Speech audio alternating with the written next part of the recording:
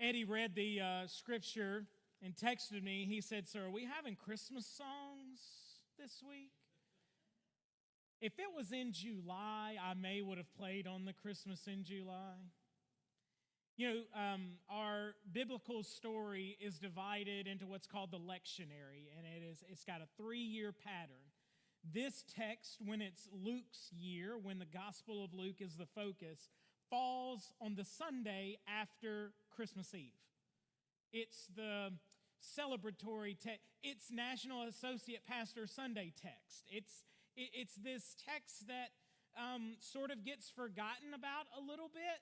You know, we celebrate the birth of Jesus. We sing all of our songs on Christmas Eve. Everybody is wearing white. We have communion. We open up gifts. We spend time with family. And then no one comes to church the next Sunday. So some of you might be hearing Anna's story for the first time. It's one of my favorite stories because it teaches us and it shows us what is the proper response to the birth of Christ. Everybody wants to know that he was born. Everybody wants to celebrate on Christmas Eve. But the story goes on, and God's people are called to respond, and here we have the response. This story takes place about 8 days after Jesus was born. And according to the law of Moses, any child to a faithful follower of God had to be presented into the temple at about this time to be circumcised and to be blessed, and for the woman to be purified after she gives birth. What's clear is Jesus' parents were faithful to the law of Moses, and they were faithful to the God of Abraham. This is the cornerstone. This is the beginning. This is the confirmation of the prophecy where the story will build. I would liken it to one of the most critically important scriptures in all of the Gospels. And it's found in Luke. Now, y'all should know this by now, but if you don't, we're going to give a little refresher. Every gospel tells the story in a different way. Every gospel has some things in common with others. Some gospels have unique material only to that gospel. And they're written and told with a focus in mind, with a goal in mind. Some of them are written to particular kinds of people. Luke's gospel is one of those. Luke's gospel was written for two main reasons. The first reason was this: to deepen faith in those who believe. The first chapter, verse 4, outlines this. Dr. Luke, who we think is the writer of this, is writing to Theophilus. And he tells Theophilus and all those who will read this story, I want you to have confidence in the soundness of the instruction you have received.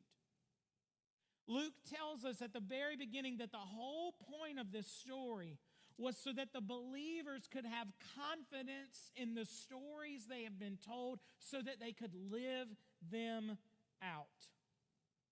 The second reason Luke writes this story comes from chapter 19. Chapter 19, verse 17, Luke tells us these words. He says, the king replied, excellent, you are a good servant. Because you have been faithful in a small matter, you will have authority over much.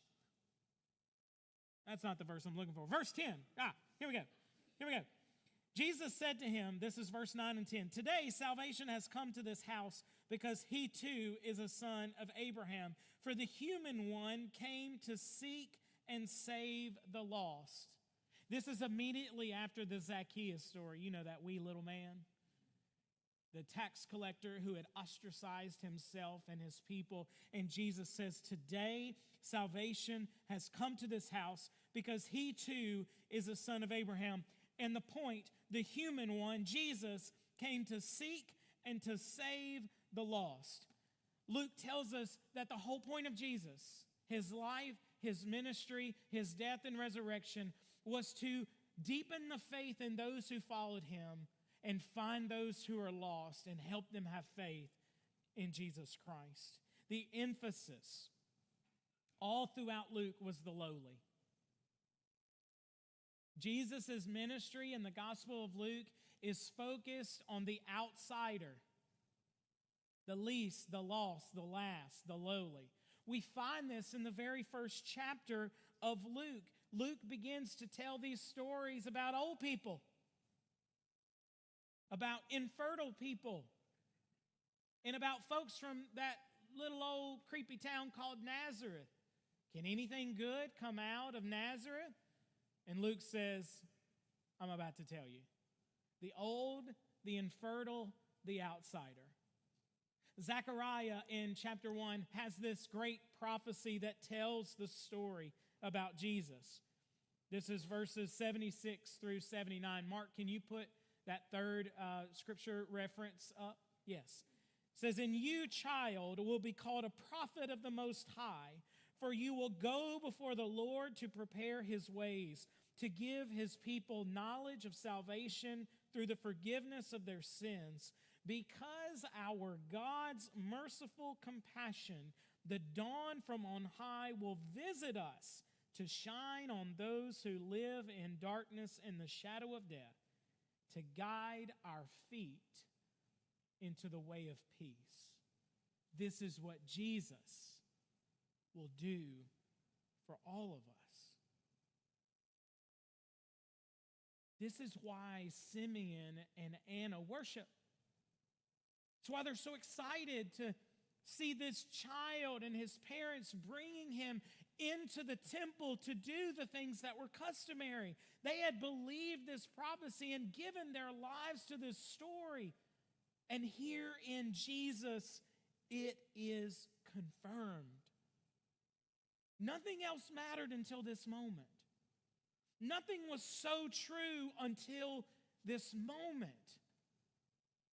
Nothing was going to happen until this moment when Simeon and Anna confirm that the prophecy is real and this is he, Son of the Most High God, who will lead us all into the way of peace.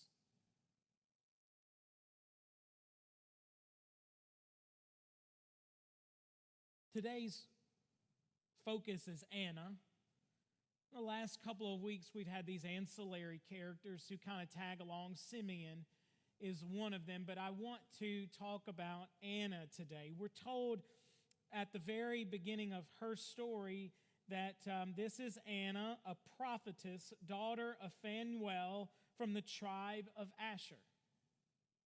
Why is that important? Why does Luke tell us these things? Couldn't it just been there were two people in the temple, Simeon and Anna, and they were there for a reason, and here's their story? No. We're given extra details. Anytime Scripture gives you extra details, pay attention. Anna, daughter of Phanuel from the tribe of Asher. Anna, in some translations of the original text, is Hannah. Sometimes it's Anna. There's this connection to another biblical character, Hannah, from the Old Testament, who had a son and who brought that son into the temple to present him to the Lord. His name was Samuel.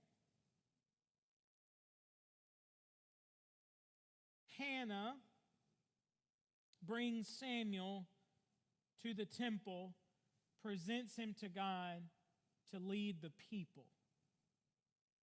We have the new Samuel in this temple, Jesus, who is leading Israel, God's people, all of us. She's the daughter of Phanuel. The translation of his name is the face of God. Whose face is she looking in as the doors of the temple fling wide? The literal face of God. We're told she's from the tribe of Asher. You know, Asher was a northern tribe of Israel who was conquered by the Assyrians. Asher became known as one of the 10 lost tribes of Israel. But what was lost is now back. The Lord brought back and led the lost tribe of Asher out of the countries where he had driven them. We can find this in the book of Jeremiah. For the scattered Israel is built back up into the geography of the King Jesus. For this is the work of God. God is transforming the 12 tribes, gathering them together, uniting them as one, and building the church. Asher is also one of Leah's sons. In Genesis chapter 30, verse 13, Leah says, "Blessed am I, for women have called me blessed." Therefore, she named the child Asher, for Asher means blessed. You listening, buddy? That's you. No wonder Simeon and Anna, when Jesus, the face of God, the one who had been prophesied, Anna's entire story, her entire life, her entire people have been built for this moment. No wonder they worship. She's been in there fasting with prayer day and night, and Jesus walks into the temple. Well, he didn't walk, but his parents brought him into the temple crying and screaming, dirty diaper, snot on his face, all of it. And in this moment, worlds collide, stories collide, histories collide, future is made real and possible. No wonder they worship. But she's old, Scripture tells us. She was married for only a short time, and then she had been widowed some 80-something years. Why is that important to this story? John Wesley was fascinated by this story too. He thought it was the turning point in the life of Jesus, but he was fascinated by this addition to the story, if you will. Why was it important to know that she was that old? Wesley said this. He said, "Let the example of these aged saints animate those whose gray heads, like theirs, are a crown of glory." Wesley knew that the past and the future of the church rest on the head of the gray aged saints. Our stories are tied through the millennia. Our stories are tied to our ancestors and the prophecies that have got us to where we are. And one day, too, generation upon generation after us will look to us to help them tell their own story. It's these people. I love, right before worship, I can see some of you putting the faces of your faith here, your parents, your grandparents, a story that has shaped who you are. This is Anna. She was faithful, she was patient, and she was persistent for decades. Some of you have been sitting around for a while waiting for your story to come, to be made whole, to be told again. Some of you are here today telling the stories of generations past.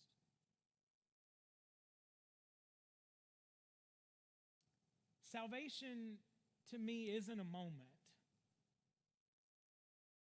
It's not like you say a prayer and it happens. That's just not how I think about it.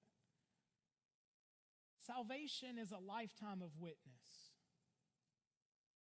It's a lifetime of story and growth. It's pivoting from what we thought to what we now know and what could be. It's a lifetime of glory and realization of the presence of God in every breath and in every moment with every step that we take. It's a journey. And none of us walk this journey alone. We stand, as they say, on the shoulders of giants. Mom and dad, grandparents, preachers, Sunday school teachers, church camp, and all the like are a part of our story today. But what's the hope? Luke set the stage from the very beginning. Our call is to deepen the faith of those who believe and to seek and save the lost. Our story enables us to do that. And so the question for us today, will we, like Anna, have faithful patience and even more persistence? Will we wait as long as it takes? Will we commit for as long as it takes? Because truly, I believe one day,